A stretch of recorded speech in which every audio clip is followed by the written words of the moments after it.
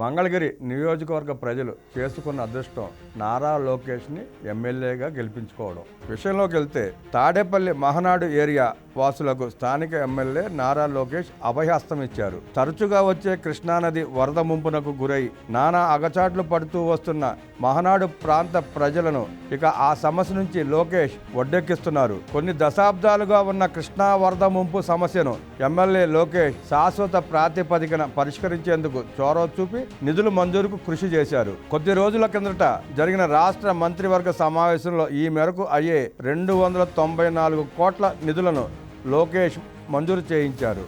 దీంతో మహనాడు వాసుల్లో హర్షాతిరేకాలు వ్యక్తమవుతున్నాయి. మంగళగిరి నియోజకవర్గంలో ప్రజలను దీర్ఘకాలంగా వేధిస్తున్న పెను సమస్యల పరిష్కారంపై లోకేష్ దృష్టి పెట్టారు. ఇక ఈ సమస్యలు ఎప్పటికీ పరిష్కారం కావేమోనన్న నిరాశల మధ్య నలిగిపోతున్న ప్రజలకు అదృష్టం లోకేష్ రూపంలో వచ్చిపడింది. ఆయన ఎమ్మెల్యేగా బాధ్యతలు తీసుకోవడానికి ముందే మంగళగిరి నియోజకవర్గ సమస్యలపై సంపూర్ణమైన అవగాహనను ఏర్పరచుకున్నారు. అందుకే అధికారంలోకి వచ్చిందే తడువుగా ప్రధానమైన పెను సమస్యలపైనే దృష్టి కేంద్రీకరించారు. మొన్నటికి మొన్న స్వర్ణకార కార్పొరేషన్ ఏర్పాటుకు మంత్రివర్గంచే ఆమోదముద్ర వేయించిన లోకేష్ మళ్లీ సమావేశంలో 53 కోట్ల వ్యయంతో మంగళగిరిలో 100 పడకల ఆసుపత్రి నిర్మాణానికి గ్రీన్ సిగ్నల్ ఇప్పించారు. తాజాగా జరిగిన రాష్ట్ర మంత్రివర్గ సమావేశంలో ఏకంగా 294 కోట్ల వ్యయంతో సీతానగరం మహనాడు ఏరియాను కృష్ణా వరద ముంపు నుంచి తప్పించేందుకు రక్షణ గోడను నిర్మించేందుకు తీర్మానం ఆమోదింపజేశారు. ఓ రకంగా చెప్పాలంటే రాష్ట్ర మంత్రివర్గ సమావేశం జరిగినప్పుడల్లా మంగళగిరి నియోజకవర్గానికి ఏదో ఒక వరం ప్రాప్తించేలా లోకేష్ కృషి చేస్తున్నారు. మహనాడు తెలుగుదేశం పార్టీకి చాలా ముఖ్యమైన కార్యక్రమం. పార్టీ వ్యవస్థాపకుడు స్వర్గీయ నందమూరి తారక రామారావు జన్మదినం మే 28వ తేదీన పురస్కరించుకుని ప్రతి ఏటా మే 27 నుంచి 29 వరకు తెలుగుదేశం పార్టీ రాష్ట్ర స్థాయిలో జరుపుకునే ఓ పెద్ద వేడుక. తొలి మహనాడుకు 1983లో విజయవాడ వేదిక కాగా రెండో మహనాడుకు తాడేపల్లిలోని కృష్ణానది తీర ప్రాంతమైన సీతానగరం కేంద్రమైంది. నాడు మహనాడు జరుపుకున్న ఆ కృష్ణా తీర ప్రాంత మైదానాన్ని ఆనక పేదల నివాసాల నిమిత్తం ప్రభుత్వం పేదలకు పంచి పెట్టడంతో ఆ ప్రాంతం మహనాడు ఏరియాగా ముద్ర వేసుకుంది. ప్రస్తుతం ఈ ప్రాంతంలో సుందరయ్య నగర్, మహనాడు కాలనీల పేరుతో వేలాది జనావాసాలు నిండిపోయాయి.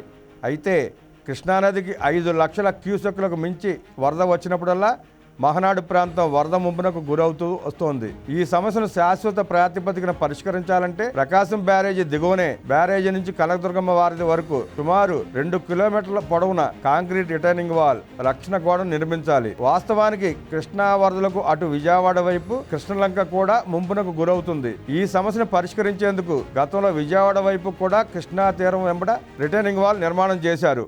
ఇప్పుడు ఇటు గుంటూరు జిల్లా వైపు మంగళగిరి నియోజకవర్గం తాడేపల్లి సీతానగరం కృష్ణా తీరంలో కూడా రిటైనింగ్ వాల్ను నిర్మిస్తే మహనాడు వాసులకు వరద ముంపు సమస్య తప్పుతుంది.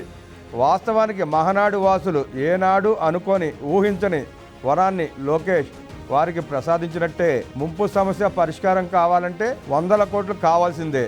ప్రభుత్వం నుంచి అన్నేసి 100 కోట్లను సాధించి తీసుకొచ్చే వారు ఎవరుంటారు లేమని అక్కడి బాధితులు ఇన్నాళ్లు మౌనంగానే ఉండిపోయారు. ఓ రకంగా చెప్పాలంటే ఏ బాధితుడు ఏ రాజకీయ పార్టీ కూడా మహనాడు వాసుల ప్రయోజనార్థం కృష్ణా తీరంలో రిటైనింగ్ వాల్ను నిర్మించాలని గొంతెత్తి అడగలేదు. అయినా లోకేష్ వచ్చాడు, సమస్యను గమనించాడు, దానికి శాశ్వత పరిష్కార మార్గం వైపు నడుం కట్టాడు. త్వరలోనే సీతానగరం ఏరియాలో రైల్వే బ్రిడ్జ్ ప్రాంతం 0.9 నుంచి కనకదుర్గమ్మ వారధి 2.9 కిలోమీటర్ల వరకు అంటే 2 కిలోమీటర్ల పొడవున కాంక్రీట్ రిటైనింగ్ వాల్ నిర్మాణం జరగనుంది.